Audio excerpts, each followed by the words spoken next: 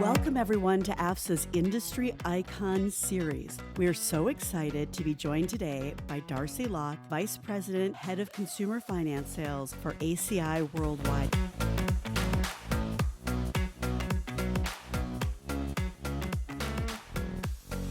Welcome, Darcy. Thanks for joining us. Thanks, Danielle. Happy to be here. Let's start out by hearing a little bit about how you ended up in the consumer credit industry. What was your path? How'd you get here? Sure. So, like many of us, it wasn't exactly a straight path. I was working for a company called ExecuTrain, selling computer and soft skill training.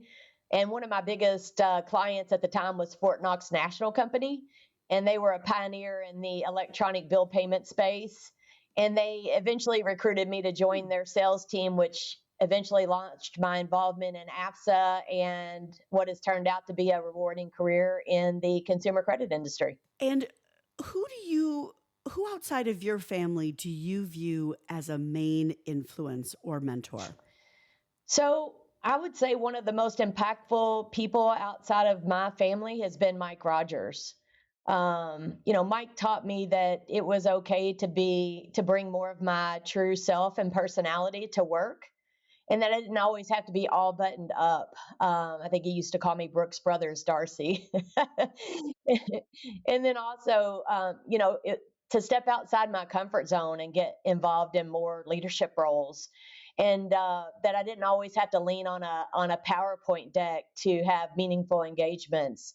And then probably most importantly, he taught me that it was okay to fail as long as I was learning, growing, and having fun along the way.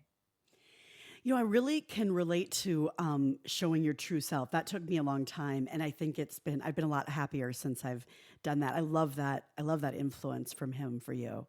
Absolutely. What is the best single piece of career advice that you've ever received? So the best single piece of career advice that I ever received was that I needed to play golf and not to be intimidated to play with the guys. And that I would find out that most of them aren't really that great either.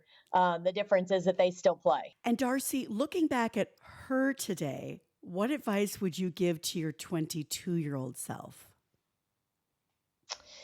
Oh boy, if I could shake that kid. Number one would be never stop learning.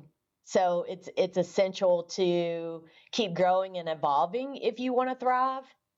And then also just stressing how important it is to build a network. That strong network will really help you learn from others and then find mentorship along the way and then create those opportunities for growth. And then probably the last thing would be to embrace more challenges. Don't be afraid to take on, more projects and roles to stretch your abilities, and that it's okay to fail on some things, and always, keep in mind that, not all projects are created equal, and that it's okay to get a B on some things. Okay, this is the last question. So looking into your crystal ball, and we won't hold you to this, but we'll give you lots of praise if you get it right. How do you predict the consumer credit industry will change in the next 5 or 10 years? What do you see coming? So there's this big focus, as we all know, on AI, and that coupled with, consumer expectations that are rapidly evolving.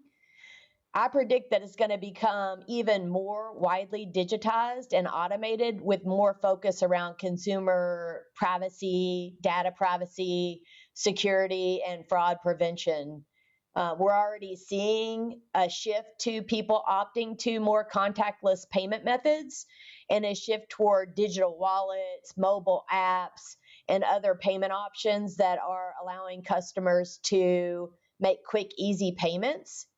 And I believe this is going to evolve into the use of more of a social token for many things, including payments. And so rather than the concept of using usernames and passwords or even a physical card in your wallet, we'll use those social tokens coupled with real-time data and money movement more in the future. And then I think, with respect to the consumer credit industry, we'll see more alternative credit scoring methods.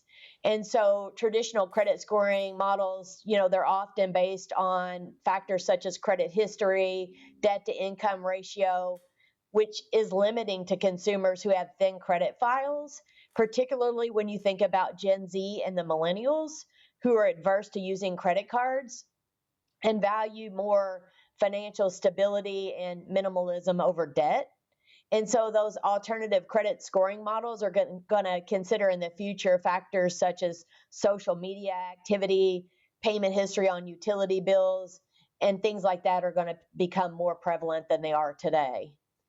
And then finally, I think we'll see an increased competition among the credit providers with new entrants into the market and established players looking for ways to differentiate themselves. And this is going to lead to more products and services that better meet the consumer needs, as well as more innovation in the payment industry and beyond. Well, Darcy, I can't wait to see all of that happen. Thank you so much for your time. We really appreciate it. Thanks for joining us. Thank you, guys. Thank you so much for listening to AFSA's Industry Icon series. We appreciate you being here. Subscribe to AFSA's Extra Credit Podcast wherever you get your podcasts.